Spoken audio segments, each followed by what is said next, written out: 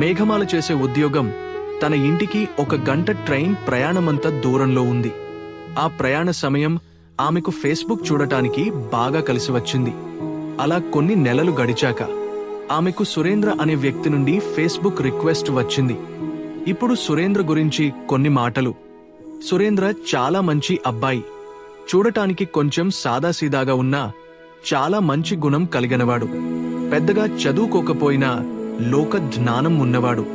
తన తోటివారు వాళ్ల ప్రేయసులతో మాట్లాడుతుంటే తనకు కూడా ఒకరు ఉంటే బాగుండు అని ప్రతిరోజూ ఫీల్ అయ్యేవాడు. కుటుంబ ఆర్థిక ఇబ్బందుల వల్ల పొట్టకుడి కోసం విదేశాలకు వెళ్లాడు. అక్కడ ఒంటరిగా ఉన్న సురేంద్ర ఎవరైనా అమ్మాయిలు పరిచయం అవుతారేమో అని సెర్చ్ చేస్తూ మేఘమాలకు రిక్వెస్ట్ పంపాడు. ప్రస్తుత కథకు వస్తే మేఘమాల సురేంద్ర పంపిన రిక్వెస్ట్ యాక్సెప్ట్ చేసింది. కేవలం ఒక హాయ్ తో మొదలైన వారి మాటలు మెసేజ్లు దాటి ఫోన్ కాల్స్ వరకు వచ్చాయి. ఇద్దరి మధ్య స్నేహం పెరిగింది. ఈ క్రమంలో ఒకరోజు సురేంద్ర మేఘమాలను ఇలా అడిగాడు, నువ్వు సింగలేనా? ఆ మాటకు మేఘమాల కొద్దిసేపు ఏమీ మాట్లాడలేకపోయింది. అప్పటికే తనకు పెళ్లే, 2 పిల్లలు ఉన్నారనే సంగతి చెప్తే సురేంద్ర తనతో మాట్లాడడేమో అని ఆమె భయపడింది.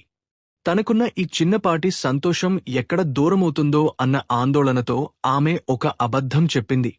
తను సింగిల్ అని, ప్రస్తుతం డిగ్రీ ఫైనల్ ఇయర్ చదువుతున్నానని చెప్పింది. అదే ఆమె చేసిన అతిపెద్ద తప్పు.